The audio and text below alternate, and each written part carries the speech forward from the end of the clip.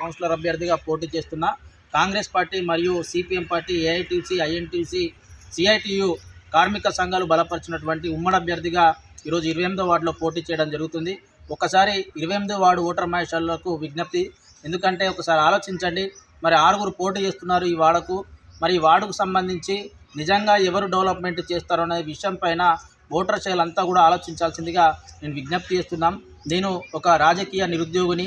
17 సంవత్సరాల నుంచి వెళ్ళి అనేక విద్యారంగ సమస్యలపైన, ప్రజా సమస్యలపైన పోరాటాలు చేస్తూ ముందుకు నడుస్తున్నటువంటి వ్యక్తిని. కానీ పోటీ చేస్తున్నటువంటి అభ్యర్థులంతా కూడా సింగరేణి ఉద్యోగస్తులు. మరి వీళ్ళు ఉద్యోగం ఎప్పుడు చేస్తారు, ఇక్కడ మరి సమస్యలు ఎప్పుడు పరిష్కరిస్తున్నారు అనే విషయాన్ని ఆలోచించాల్సిందిగా మేము కోరుతున్నాం. మరి ఏదైనా మన వార్డులో ఏదైనా ఎమర్జెన్సీ సమయంలో మరి వాళ్ళకు ఫోన్ చేస్తే వాళ్ళంతా కూడా ఉద్యోగరీత్యా ఉద్యోగం చేసుకున్నటువంటి పరిస్థితి ఉంటుంది.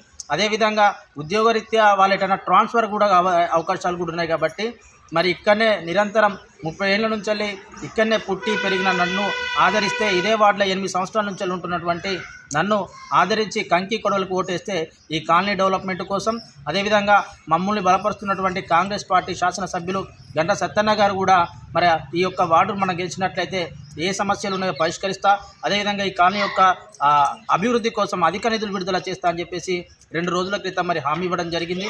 కావున ఓటర్ మహాశయులకు విజ్ఞప్తి చేస్తున్నాం, కంకి కొడవలి గుర్తుకు ఓటేసి నన్ను గెలిపించి మన వార్డు అభివృద్ధి కోసం, అదేవిధంగా మన కాలనీ అభివృద్ధి కోసం సహకరిస్తారని కోరుకుంటున్నాం.